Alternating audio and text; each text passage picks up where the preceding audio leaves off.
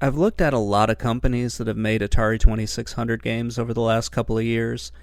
Most of these companies are just gone now. They either went out of business, or they were bought up by another company, or they just left the video game industry altogether and turned back to what they know.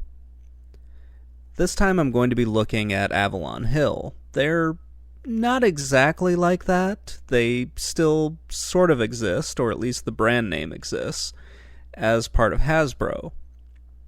They are more known for tabletop games like board games, but they did have a very long stretch when they made computer games, and for some odd reason, they got into Atari 2600 games. So I want to go over just a very brief history of Avalon Hill. They started in 1952 as the Avalon Game Company. This was an unincorporated company that was mostly run out of the founder's house. They would sell games on mail order.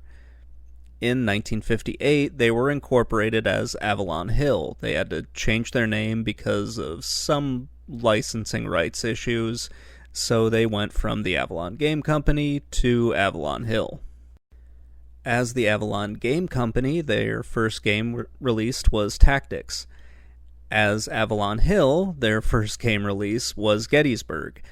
This is kind of the point where some people online mark the beginning of the company, so why not? Let's do the same thing. 1958, that's when Avalon Hill started. To help promote their tabletop games, Avalon Hill created 3 magazines. Some of these were short-lived. One of them lasted as long as the company was independent. The first magazine, The General, that was published from 1964 to 1998. This covered everything from the company's board games. I didn't see anything where they covered their video games, but there's a decent chance I missed something. Then there was All-Star Replay. This was a quarterly publication that ran from 1977 to 1981. This mostly focused on their sports games, because aside from just the war games that they made, they also put out a bunch of sports board games. Then they had Heroes, which was published from 1984 to 1986, and this was basically their role-playing video games magazine. I couldn't find anything that suggested they had an in-house publication for their computer games or for their 5 Atari games. It appears that they just left that up to the existing magazines that were covering the markets, which is fair enough. If that's what they did, that's what they did. I just couldn't find anything else on it. Eventually, Avalon Hill would create a video game division, and they published adaptations of their board games, which seems like a really good idea. You've already got the IP, so why not cash in on it by creating, a computer game for it? And quite frankly, that seems like the best place to put a strategy game was on a personal computer at the time. Home consoles just could not do that, so yeah, hand it over to the computers and you'd probably get a much better product. They would eventually do something very similar to what Parker Brothers did, where they decided to make their own games for the Atari 2600. Unfortunately, these games were released from 1983 to 1984, and yeah, they did not do what Avalon Hill was hoping they would do. From June 1983 to March 1984, Avalon Hill released 5 games. These were unrelated to their board games, and that seems like a good idea. I just don't think I would have wanted to see what one of their strategy games or sports games, or even one of their RPGs would have looked like on an Atari 2600. The games that they released are fairly expensive today when you compare them to the other games on the console. This doesn't mean they're just ridiculously expensive, but you're talking about like a $20 or $30 Atari 2600 game, and that's pretty expensive for that console right now. The games were Death Trap, London Blitz, Out of Control, Shuttle Orbiter, and Wall Ball. There are a fair number of reviews for these games from 1983 and 1984. Four out of the five were very well received, just based on their gameplay, graphics, and Avalon's Hill's attempt to do something new. Their games were rather unique, or at least they took a unique twist on sort of existing styles of gameplay. Two games, London Blitz and Wall Ball, attempted a first-person perspective in an effort to kind of make these games appear to be 3D. I don't believe these were the first games to try that on the Atari 2600, but it was still a rarity on the console. I can only think of like one or two other games that really attempted this. Out of Control and Shuttle Orbiter, they were only reviewed once, according to what is on the Atari Compendium. They've got a list of most of the reviews for different Atari games, so I use them quite a bit when I look up just what the media thought of these games at the time. Well, the reviewer liked Shuttle Orbiter, they really didn't like Out of Control at all. The same publication reviewed both games, and yeah, it's not much, but at least there are reviews for them from that era. Those games were released in 1984, which kind of explains why there was a lack of reviews for them. Most of the video game media had moved on to computer games at this point. There were fewer publications that still existed that were going to even bother looking at Atari 2600 games, especially with the market just tanking the way that it did. Almost every review that I looked at mentioned that the games felt different from everything else that was on the market.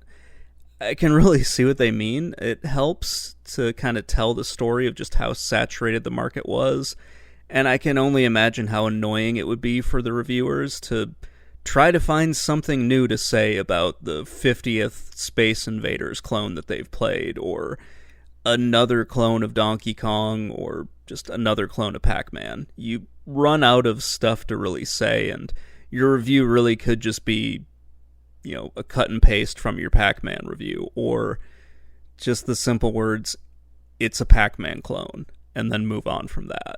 So when you see something that's even a little bit different, something as weird and unusual as London Blitz is, it stands out from everything else that you're looking at.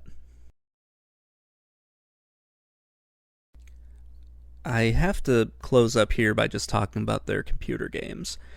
Avalon Hill's PC games were never really a big success. They sold well enough during the 80s, but really fell off in the 1990s. These games didn't achieve the same level of popularity as other games in similar genres.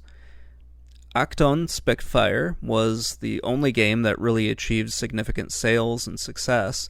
It was released in 1997, and by that time the writing was kind of on the wall, especially for their computer games division. Computer Gaming World in late 1998, they had kind of a weird report on Avalon Hill. They basically were reporting on the sale of Avalon Hill to Hasbro, and they pointed out that no Avalon Hill game past the past 5 years had even sold 50,000 units worldwide. This article was really all about Avalon Hill's sale to Hasbro, and they just kind of threw that in along with a chart that sort of explained how badly Avalon Hill's business overall was doing. It is a pretty good breakdown of how larger companies were trying to consolidate just the intellectual properties of all their competitors. The author mentions that the games haven't been selling well and that Hasbro really didn't care about Avalon Hill's video game company. They were more interested in getting a hold of the 300 board games that Avalon Hill had been publishing over the years. The sale was for $6 million, and Hasbro basically laid off Avalon Hill's entire staff after the sale went through. They just kept the name around, and that was really about it. They would move Avalon Hill around a few times within just their internal business structure. First, they went under Wizards of the Coast in 2004, and then they ended up in Hasbro Gaming in 2021. So the company is still around, or at least the brand name is still around, and you will still see them on different board games that are published by Hasbro. To this point, I don't think any of their games have been turned from, board games into PC games or console games at this point. I could be wrong on that, but I think they've mostly just been used as a publishing label by Hasbro. It's kind of a sad end or just a sad fate that the company has gone through, where they ended up now just being part of Hasbro, like so many other toy companies have.